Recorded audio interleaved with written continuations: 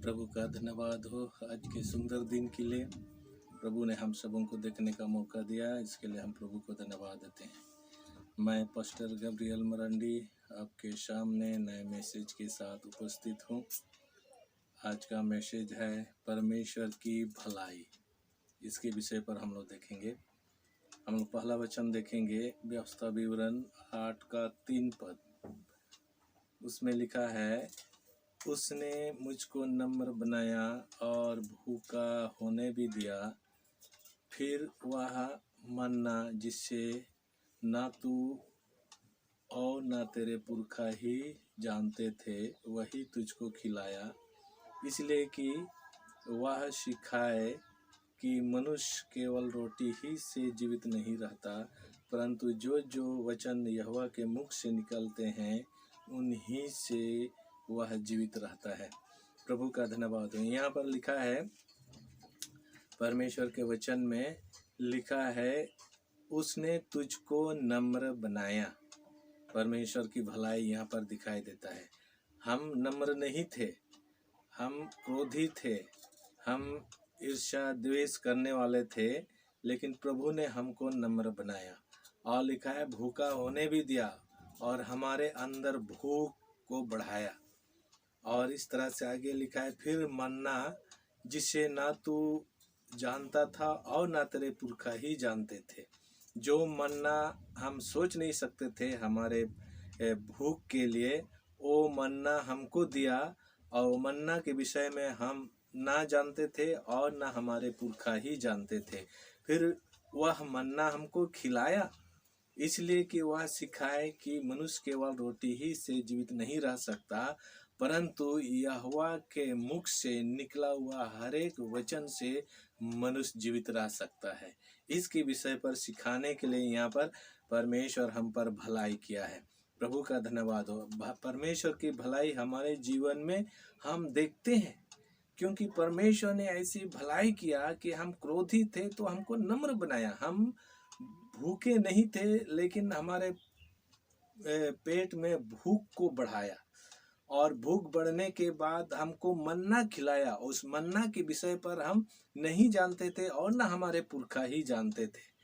वह इसलिए ऐसे करना चाहा प्रभु कि हम सीखें, प्रभु की आज्ञाओं को हम सीखें, प्रभु की इच्छा को हम सीखें, जाने कि मनुष्य रोटी ही से जीवित नहीं रहता, परंतु यहोवा के मुख से निकला हुआ हर एक वचन से मनुष्य जीवित रह सकता है।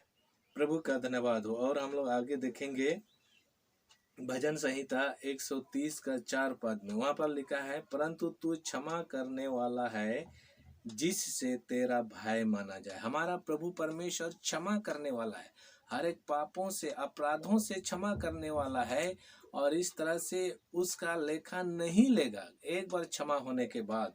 प्रभु का धन्यवाद हो। और इस तरह से अगर हम क्षमा प्राप्त करते हैं प्रभु से, हम अपराध को के लिए हमको मुक्ति मिल जाती है, तो उस पाप और अपराध को प्रभु स्मरण तक नहीं करता है, और इस तरह से हमारे सामने उसको आने नहीं देता है। और इस चीज को जान करके, इस परमेश्वर के गुण को, भलाई को जान करके हम परमेश्वर का भय मानना शुरू करते हैं।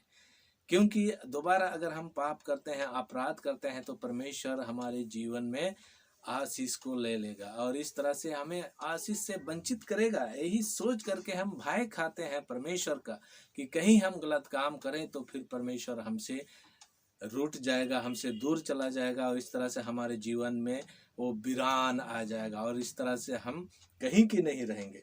इसीलिए हम परमेश्वर का भय मानते हैं, कहीं हम परमेश्वर के खिलाफ कुछ भी ना काम करने सके। परमेश्वर को धन्यवाद देते हैं। और हम लोग आगे देखेंगे यूहन्ना रचित सुसमाचार 14 का 2 पद में। वहाँ पर लिखा है, मेरे पिता के घर में बहुत से रहने के स्थान है, यदि ना होते तो मैं तुमसे कह देता, क्योंकि मैं तुम्हारे लिए जगह तैयार करने जाता हूँ। ये तो परमेश्वर की ओर से भलाई है, ये एक प्रकार की परमेश्वर की ओर से भलाई है। भलाई इस तरह परमेश्वर हमारे बीच में प्रकट करना चाहता है कि विभिन्न तरह से जब हम बेघर होते हैं तो परमेश्वर हमारे लिए घर का प्रबंध करता है। इसीलिए यहाँ पर परमेश्वर सोच रहा है, योजना बना रहा है कि मैं इस रीति से मनुष्यों के बीच में भलाई प्रकट करूंगा कि उनके लिए मैं स्वर्ग पर जगह तैयार करूंगा, और जब भी इस संसार से कूच करेंगे तो मैं उनको उस जगह पर जहां मैं तैयार करूंगा वहां रखूंगा। इस तरह से हमारा प्रभु परमेश्वर कहता है। प्रभु का धन्यवाद हो, हमारे लिए इतनी बढ़ चढ़ करके प्रभु ने चिंता किया है और चिंता करता है, आने वाले समय में भी चिंता करेगा कि प्रभु हमारे लिए जगह तैयार करता है। प्रभु का धन्यवाद हो। इस संसार पर हम घर द्वार के लिए बहुत चिंतित होते हैं, कहाँ रहेंगे और किस तरह से रहेंगे, हमारे जीवन में धूप छांव आएगी, विपरीत परिस्थिति आएगी, उसके विषय पर भी हम चिंता करते रहते हैं। लेकिन परमेश्वर की भलाई इस तरह से हमारे बीच में, हमारे जीवन में प्रकट हुआ कि हम उस भलाई के तले हम रह करके परमेश्वर की गुणगान करते हैं। प्रभु का धन्यवाद हो। और हम लोग आगे देखेंगे यहाँ पर इब्रानियों की पुस्तक 7 का 25 पद में वहां पर लिखा है, इसलिए जो उसके द्वारा परमेश्वर के पास आते हैं वह उनका पूरा पूरा उद्धार कर सकता है, क्योंकि वह उनके लिए विनती करने को सर्वदा जीवित है। हमारा प्रभु यीशु मसीह संसार से जीवित होकर के पिता परमेश्वर के पास चला गया और वहां जाकर के पिता परमेश्वर से स्वर्ग में विनती कर रहा है कि फलाना व्यक्ति के लिए, अमुक व्यक्ति के लिए मैं प्रार्थना करता हूँ। परमेश्वर से ऐसे करके विनती कर रहा है कि वो फलाना व्यक्ति तेरे नाम से विनती कर रहा है, प्रार्थना कर रहा है, उसकी सुन ले पिता परमेश्वर। इस तरह से प्रभु यीशु मसीह स्वर्ग में जाकर के पिता परमेश्वर से विनती कर रहा है। प्रभु का धन्यवाद, कितनी भलाई को यहाँ पर प्रकट किया है हमारा प्रभु यीशु मसीह ने हमारे बीच में, कि वो मध्यस्थता का काम किया और हमारे लिए विनती भी कर रहा है इस समय कि फलाना व्यक्ति के लिए, अमुक व्यक्ति के लिए तो प्रार्थना को सुनना पिता परमेश्वर। उनकी हर एक परिस्थिति में, हर एक दुख की क्षण में, हर एक मुसीबत में उनकी ओर कान लगाना, आंखें लगाना, दृष्टि करना और उनको निकास दे। इस तरह से यीशु मसीह पिता परमेश्वर से विनती कर रहे हैं स्वर्ग में जाकर के हमारे लिए, और ये भलाई का काम के बदले में हम इस संसार पर प्रभु यीशु मसीह को कुछ नहीं दे सकते। इसीलिए यीशु मसीह कहता है, टूटे फूटे मन से जो भी हम विनती करते हैं, प्रार्थना करते हैं, प्रभु यीशु मसीह उनको सुनता है। प्रभु का धन्यवाद हो। और इस तरह से हम लोग ये 4 वचन को देखें तो परमेश्वर की भलाई को कैसे प्रकट करता है हमारे जीवन में, इस तरह से हमने देखे।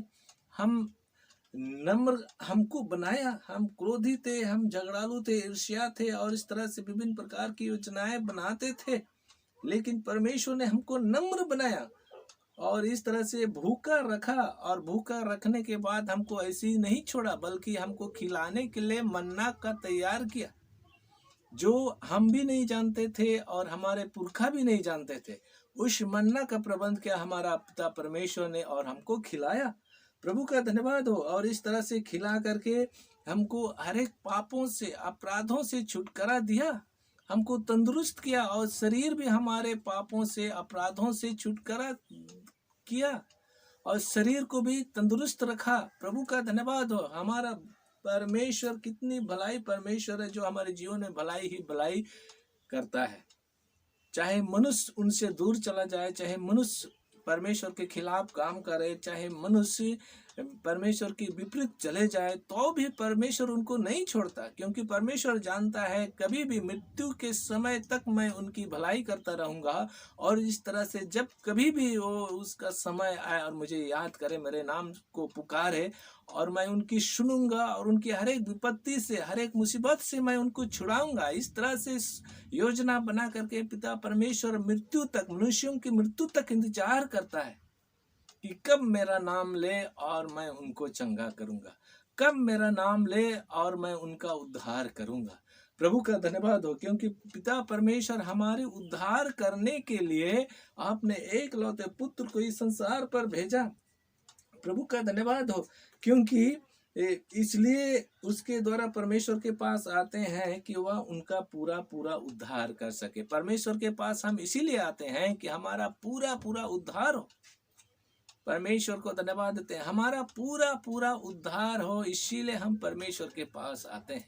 और परमेश्वर की यही इच्छा है कि मनुष्य संसार में पूरा पूरा उद्धार को प्राप्त करे और परमेश्वर के सामने आए और परमेश्वर का गुणगान गाए और इस तरह से परमेश्वर की स्तुति महिमा प्रशंसा करते हुए पाया जाए। प्रभु का धन्यवाद हो। इस वचन से प्रभु आप सबों को आशीष दे।